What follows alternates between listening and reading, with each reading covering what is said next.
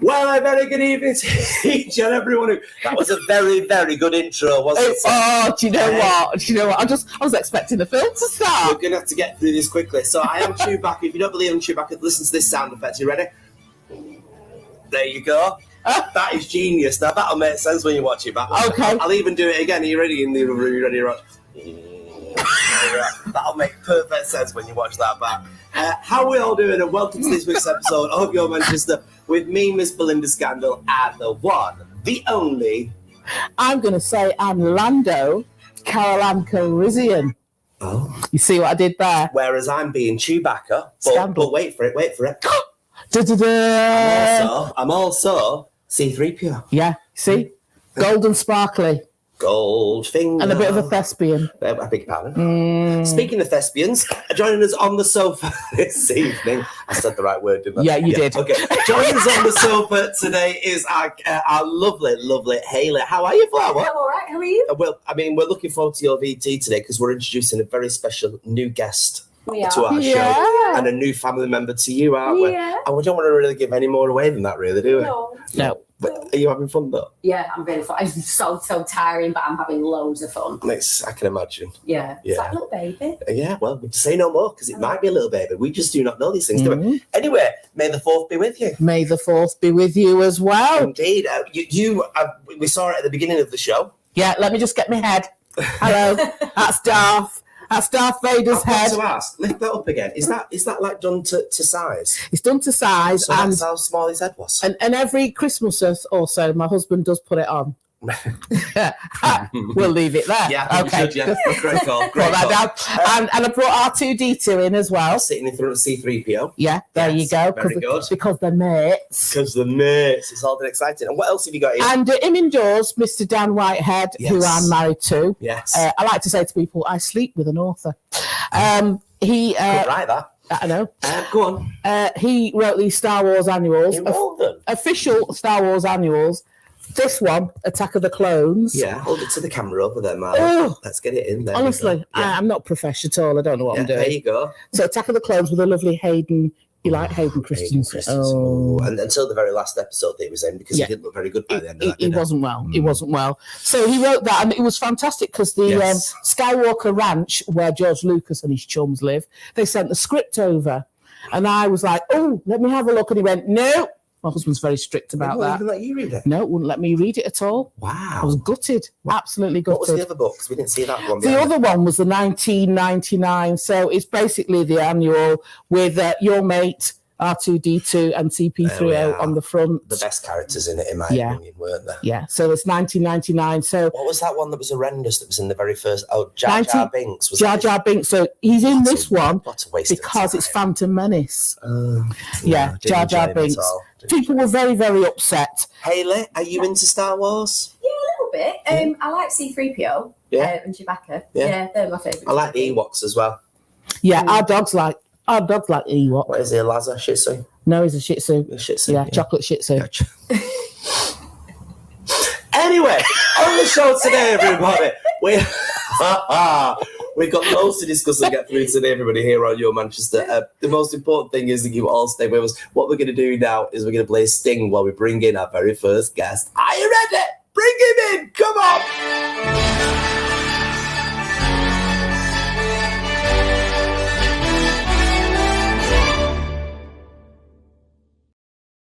Our very first guest just joined us in studio now, and his name is Adam Davies, and he joins us to talk about the enigma of the Casper Hauser. This, for people that don't know, first of all, Casper Hauser, describe him. Who is he? Well, he was a lad who turned up in 1828 in Nuremberg, in Bavaria, what we know as Germany, and he was holding religious pamphlets and a note, and on this note, his captor, we later find out who is his captor, basically said his mother has given him to me when he was a young boy, and I've kept him trapped in a room, and he doesn't know who I am. If you don't need him, knock him on the head or hang him up. Wow. And he can say only one thing, which is, I want to be a rider like my father was, and he could write his name, Kasper Hauser. And when he learned how to speak, he told everyone, and he wrote an autobiography, and he told everyone he'd been kept prisoner in a cell, a dungeon in a darkened space, near sensory deprivation. for around 16 years. Wow. And he was only 16, 17 years when he turned up. Wow. And he was only around for 5 years. He was a victim of a few brutal attacks. One a year after he emerged, and then 5 years later, and then he passed away. So we should say this is being turned into a production for the Lowry, which is going to be on the 20th and 21st of May. So how do you take a story as dark as that and realise it for the stage? Well, I mean, one of the things that we've done is liberate ourselves from trying to tell the full epic story, that full narrative of that 5 years. So we've been playing around with it for about 5 years, and we've focused in on a few areas of Casper's life that we find particularly interesting. In particular, like the people around him that affected him, and in particular, the villains, the so-called villains of the piece, the bad people of the piece, the people that have been written about in various ways of they're guilty of torturing him with certain educational practices or certain abuses while he was in their care. So we've chosen to centre it around their lives instead of trying to do the whole thing. Otherwise it'd be about 5 to 6 hours long. So.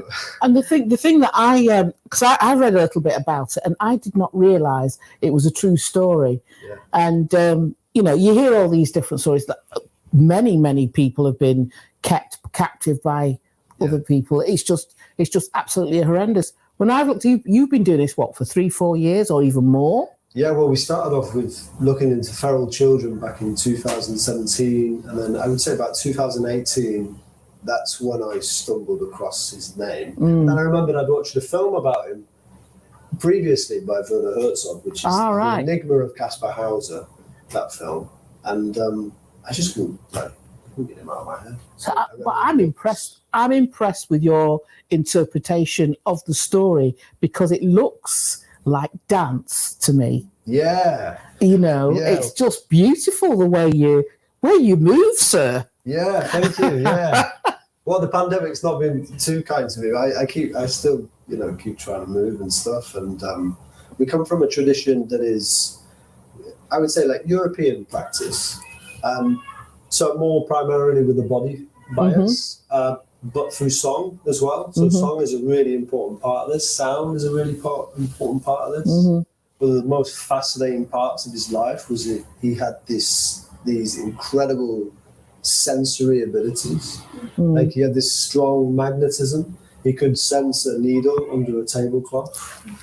He could sense someone walking behind him from 100 paces. If they held up his hand, he could tell you when they've done it without looking. He could smell a type of berry from a tree 100 paces away. Wow. He had this incredible ability. So the senses for us was a bit of an inroad for us. So we've been starting to pull out all of the sensory activation for the audience.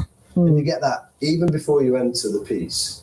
You get an access into the... So is this why... Animiki Theatre. Yeah, Animiki, that's the one. Thank you. Theatre is doing so much for people, with such as the play days and the workshops and the special access shows and everything. Is that why it's so important? Yeah, every show we're doing is accessible for learning disabled audiences, for people with visual impairments. We've been working with an access champion called Vicky Ackroyd, and I met her a good couple of years ago through my wife, she works with Mind the Gap in Bradford, which is Europe's biggest learning disabled led. Yes, I've done some work with Mind the Gap Academy. Yeah, a beautiful company. Yeah, very beautiful. And she encouraged us to go beyond researching with learning disabled artists because that was the original plan. It was just completely focused in research. And she said, why don't you hire a learning disabled actor?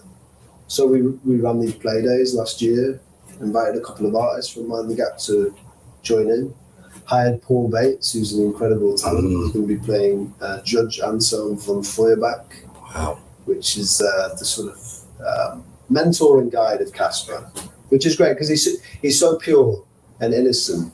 Yeah. He's actually the closest we have to Casper in the piece, really, in that sense of that joy and purity that he brings to the piece. So I suppose to round this up, why should people want to watch the show? Why should people come watch the show? Well, I mean, the only reason I can say that I would want to watch it is because, I love good drama. I love good character studies, and I don't think you'll find a better character study than Casper, but not only Casper, the people around him, because he attracted such interesting people. I mean, you've got to ask yourself, when someone like that turns up in a square in Nuremberg out of obscurity, the type of people that really want to take him in, and really want to be a part of his life. So we really start to like turn the screw on that. But the 1800s though was a time globally, especially in Europe, to do with circuses, to do with the curiosity.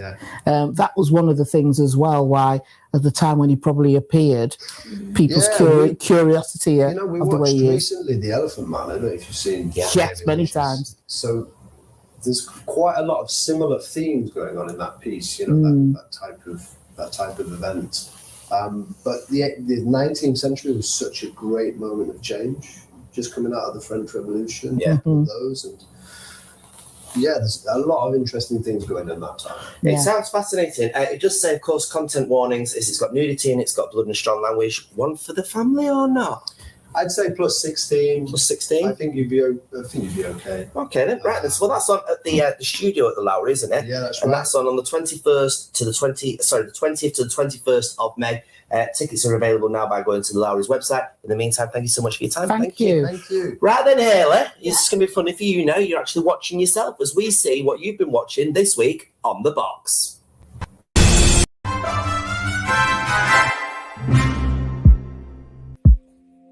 Hi, I'm Hayley and welcome to this week's On The Box. This is Poppy, and Poppy's been part of our family for just under a week now.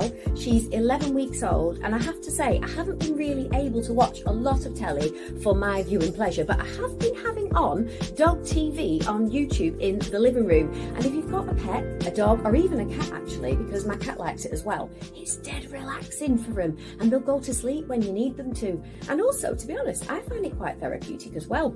We do, don't we? We do. And there's lots of birds on there as well, isn't there, Poppy? Yeah. I have actually started the series Heartstopper. That's about Charlie and Nick, and they are navigating their love life. That is on Netflix. It's an LGBT drama, and also Davina McCall's next documentary, which is Sex, Mind and the Menopause. If you didn't catch it on Channel 4, it's available on all 4. Do watch that. I think it's really important. Also Stillwater, a film, which is on Sky. That's about a father who's trying to get his daughter out of a French prison. And of course, do stay tuned to those cobbles, because it's all about Toya and Imran and their nuptials. Well, that's it from me, and that's it from Poppy. We will see you next time. And remember, stronger together. Bye.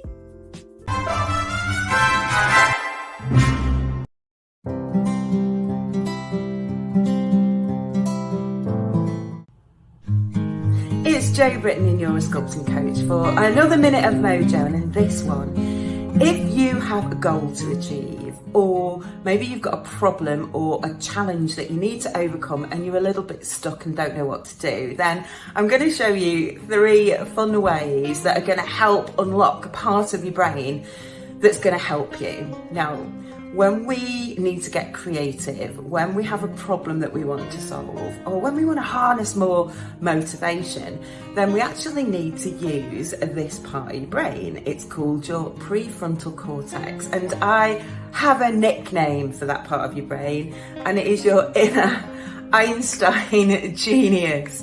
So how do you unlock him?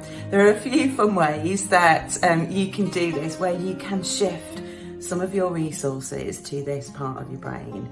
So number 1, try writing your name or a sentence on a piece of paper using your non-dominant hand. Maybe climb the stairs with your non-dominant leg, or stir your cooking with your non-dominant hand. All of these things mean that Einstein wakes up in this part of your brain and he goes, ooh, that's interesting and novel, and that's what this part of your brain really enjoys. So give it a go next time you're stuck and you have things you want to achieve and you don't know which way to go. Start unlocking your inner Einstein genius. I'll be back next time for another minute of mojo. In the meantime, you can come and connect with me on my Instagram page, jobritton.mojo, for more motivation and mojo fueling tips.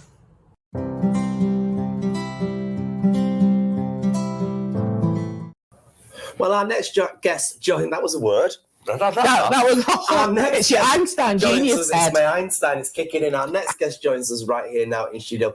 His name is Callum, and he's doing something very, very special. Welcome, Callum. How are you? Good evening. You're in your running gear. I'm guessing you're running. I've come straight from a run. Straight from a run. Have I? Yeah. But you are doing a run, though, aren't you? I am doing a run. Now, you're running how far and for whom? 10 kilometres. Yes. 22nd of May for LGBT Foundation. And how fast are you hoping to do that 10K in? I've done a few in the past. Yeah. About 56 or 7 minutes. Oh. So if I can do that, I'll be a bit faster. That's good, isn't it? I'll be pleased. So you're doing this for the LGBT Foundation. Why is it such a passion project for you to run for them? I mean, obviously, member of the LGBT plus community. I've used their services in the past, and they've been such a sort of important part of my journey of accepting my own sexuality and all of that sort of stuff. And I think they just, they campaign on some fantastic issues in Greater Manchester. So, things like conversion therapy, for example, and some of the great things that happen in the local area. So it just feels like the right sort of charity to want to run for, I guess. Quite amazing. Yeah, no, that's good. So you're coming out. Was it easy? Was it not easy for you? It was a funny one, really. So I'm from Wigan. Mm-hmm. My queen. So the answer's no then. Yeah. So it was. I mean, it wasn't horrible, but it's all about visibility, isn't it? When you've got people around you that you see yourself in, then it makes it easier. But growing up, it wasn't really like that, I guess, from where I'm from. So I only sort of came out in my early 20s when I went to uni, and you start going out and seeing people. Because what we should say is actually 53. When he said in my early 20s, I thought, is it 20 already? What was going on there? No, but I mean, Wigan, it's a great place if you're into your sports. Yes. If you're not into your sports and your pies, I mean, I was all right. I had pies on my side. That was fine. I wasn't really into my sport though, being from near Wigan. But you obviously were into your sport. How long have you been properly running for? I mean, we all run, but I mean, well, do you know what? I lost quite a lot of weight a couple of years back. Right. And from that point onwards, I just sort of really got into my fitness. I go sometimes, I'm not going to pretend I'm some sort of gym buff because I'm not, but I just like being fit and I like running. I find it quite relaxing, weirdly. Good for your mental health, good for your mojo? Yeah, I think so. Work's a bit stressful, or you kind of just want to get out and about and stuff. Yeah, it's kind of just good opportunity to put some music on and give me a track. Give me a track that gets you going. Lady Gaga, honestly. Oh. Every time. It's a corker, though. Oh. Have you heard a new one? When it goes in. No, no. On the Top Gun movie cover. Oh, yes. Hold my hand. Oh, it's good. Yeah. Is it? It's very, very good. Yeah, no, I've got to listen to that. Listen, we were telling the LGBT Foundation that you were coming on this week, and we've been given a little message from somebody for you. Have a look at this. Hello, my name is Paul Martin. My pronouns are he and him, and I'm the Chief Executive of LGBT Foundation. And I'm giving a massive thank you message to Callum, who I understand is running a 10K for LGBT Foundation. Thank you so much, Callum. We really, really appreciate all of your support and your dedication. And just to let you know, we've got your back. We've still got it. Thanks, love. Run like the wind. Take care. Bye. How sweet and lovely. I mean, the LGBT Foundation, it's well known, but it's not well known enough that people understand exactly what they do for so many people. It's quite, you've dealt with them, haven't you? Yeah, I've raised money for them, volunteered for them, yeah. They're quite sensational. It's fantabulous. That's the word I'm going for. Yeah, fantabulous. Fantabulous. Do you like that one, Callum? Running. Add that to the dictionary. Yeah, Add that to your quiz next Tuesday. Yeah, we'll do. Oh, do you go to the quiz? Oh, I do. I was there last night. Oh, No. what was it you said last night? You said you're the cleverest Wiganer in the... Cleverest Wiganer in the room, yeah, because I couldn't even read the questions yesterday. Because I forgot my bins, everybody. I forgot my bins. They were here because I organised already in here. I couldn't see anything. And they weren't there. Couldn't see anything. Which was really Are you going to come strange. back and tell us how it was and everything? I'd love to. Yeah. Tell you what, we've got your PayPal link here as well on one of the things. So what we'll do is we'll quickly pop that up as well. If you can scroll up for a Zara Ollie, thank you very much. There we are, the Just Giving one. There we go. So if you go to the Just Giving page, everybody, and then you've got Callum hyphen, how do you pronounce your surname? That's why I've avoided it. Stridgeon. Simple as that. I have no idea where it's from. No, Oh. It's not from Wigan, I know that much. Stridgeon won, and donate as much as possibly can to help this gentleman run 10k in less than 51 minutes. I'm challenging you. 51? Yeah, challenging you. Oh, 22nd of May. 22nd of May. Yeah. And where is it you run? It's all through Manchester City Centre. So, yeah. Oh, I can get a nice pie and sit on the side. Oh, we should get a VT out there, shouldn't we? This is the half marathon, isn't it? My brother's running it as well. So they did the 10k and the marathon, I think. Yeah, my brother's running the same as you. Yeah. I don't think they do a marathon though. No. No, I can't. I could do a marathon, but they're called Snickers these days. Yeah. Awkward. In the meantime, stay there, don't be the muscle. We've got some subjects to talk about with you. Very, very You reckon we snort? Stop it now. Stop it, honestly. Right then, we're going to be looking now at something very, very special. What we're doing, please talk to me, Mr. Director. Thank you. What? Oh, yes, we haven't mentioned that, have we? We should have mentioned that at the top of the show. We've been nominated for an award, everybody. Now, you know all about these awards, Carol Ann Whitehead, so tell us exactly what does that mean to us as a company? Okay, put it back on the screen, please, Mr. Boothman. Right, National Diversity Awards, ITV News supported. And your Manchester Media Limited is put in the diverse company category.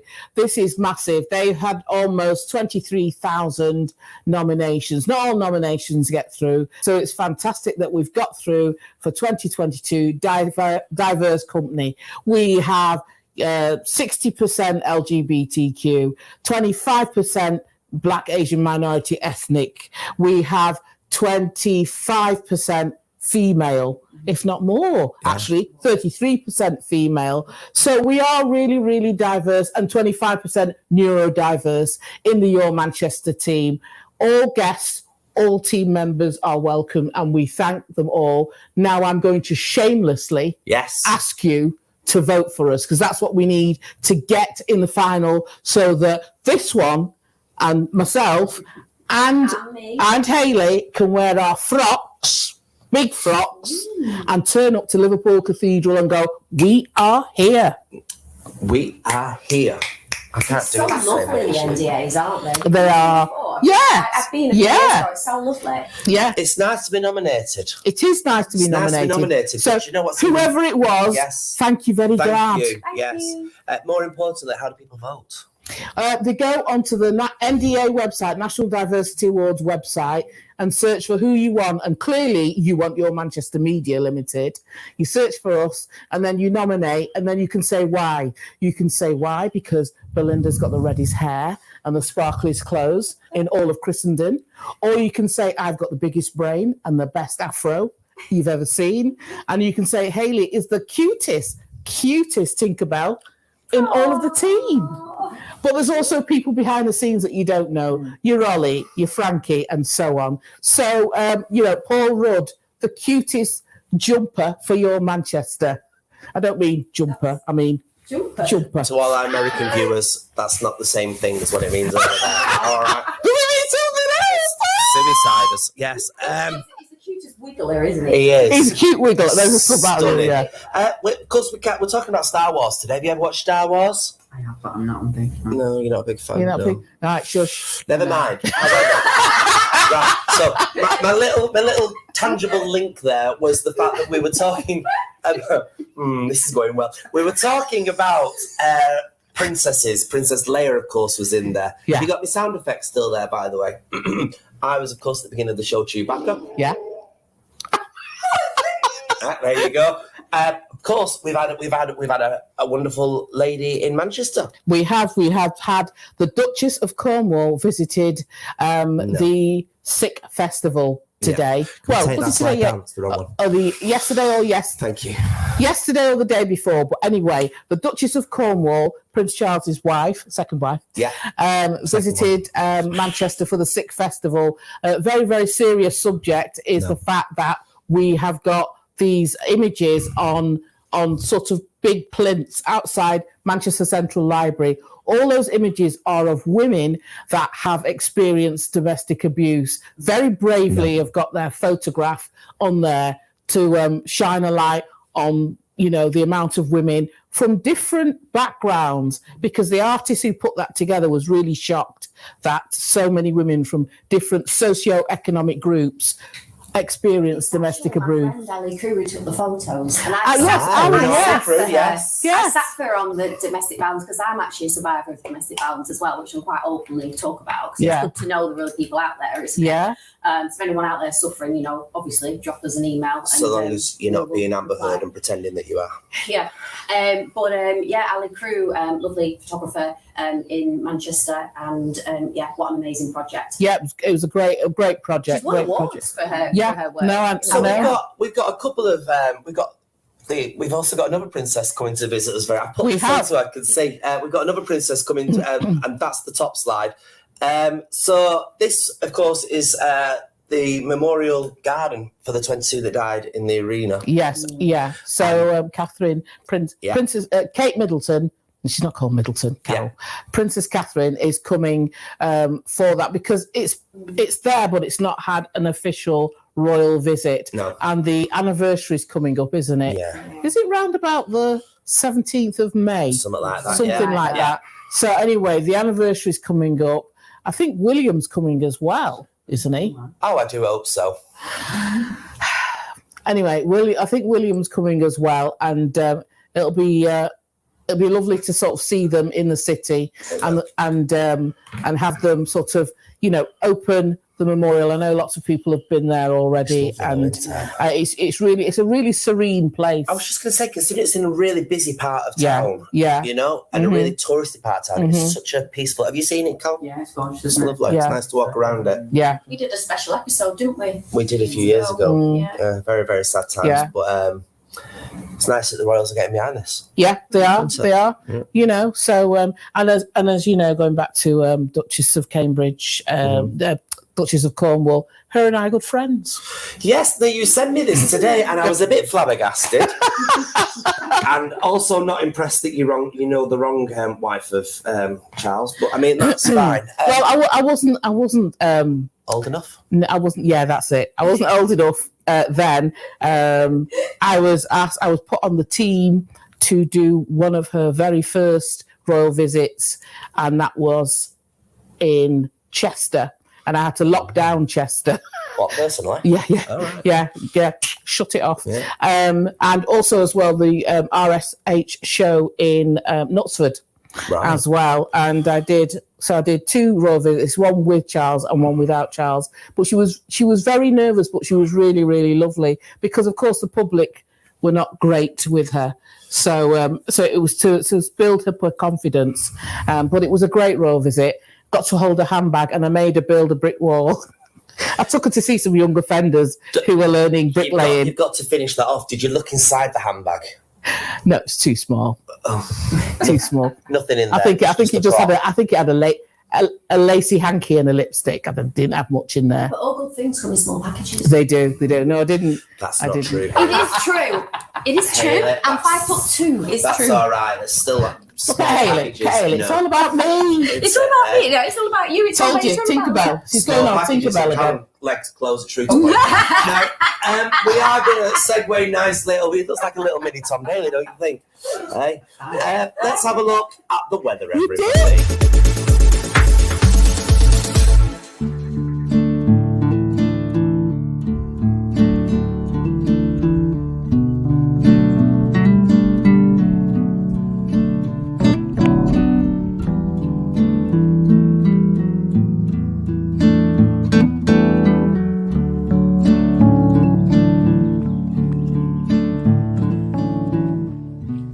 Hello my lovely weather watchers and welcome to this week's weather forecast with me, Paul Rudd. And this week I've come to Watergrove Reservoir here in Wardle in Rochdale. And it's looking very foggy and a bit misty, but it's looking absolutely lovely. Okay, this week it's going to be a bit wet. You may need your umbrellas. Let's check out this week's weather details for Manchester. Here it comes.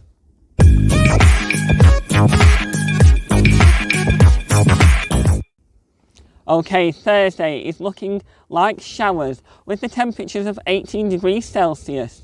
Friday is looking like scattered showers with the temperatures of 17 degrees Celsius. And as we head into the weekend's weather right now, Saturday is looking like showers with the temperatures of 18 degrees Celsius. And Sunday is also looking like showers with the temperatures of 17 degrees Celsius. So get wrapped up, get your umbrellas out. And now, from me, Paul Rudd, here at Watergrove Reservoir, here in Rochdale, Wardle, it's time to go back to the studio for this week's brilliant episode of Your Manchester.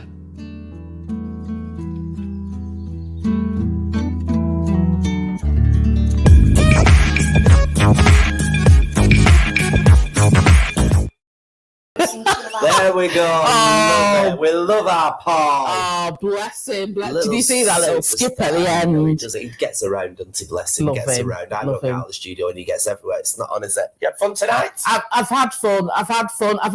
Got me Lando Calrissian cape on. No capes, darling. Sorry, that's another film. But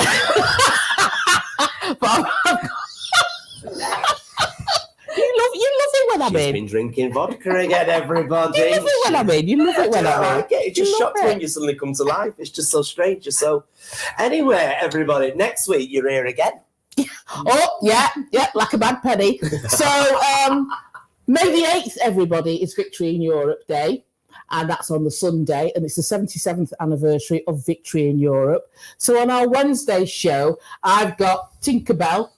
She's going to be a land girl next week. There she is. Oh, Hayley and I'm going to try and find a uniform and squeeze myself into a uniform. Is that my new nickname? Yeah, Tinkerbell. That's your new nickname. It's not going to be squeeze myself into a uniform, is it? That's all kind of wrong. It's going to be themed. We're going to have a teapot. We're going to have like a bit of a tea party. But we're also, my earpiece is going to fall out. But we're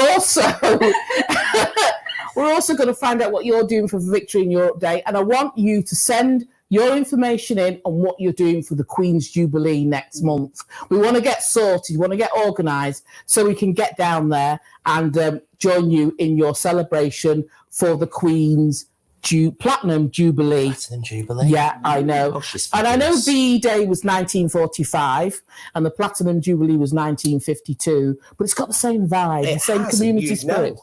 I know. Yes. Rude. Now, on that note, everybody, unfortunately, we do have to wrap Before up. we go out, can I Yes. just mention that man? Of course, yes, of course. I just want to say, because I'm also a celebrant as well as an actor, and I'm conducting a funeral for a man called Harold Jones in a few weeks. Now, he lived in Clayton. This is as much I know at the moment. He lived in Clayton for 10 years, 2011 to 2018. So I'm looking for people that know him or knew him, friends, family, anyone like that who can actually come to the service, because at the moment people are saying that he doesn't have any family or friends with us. So if anyone out there knows Harold Jones, he was 74, he passed away in February, and his funeral's in a couple of weeks. Please let me know. Thank you. And with that in mind, everybody, we thank you all so much for watching this week's episode. Make sure you check out the podcast, make sure you check out our website. The only place where the city really does come to talk. Yes, indeed, it's the one and only Your Manchester.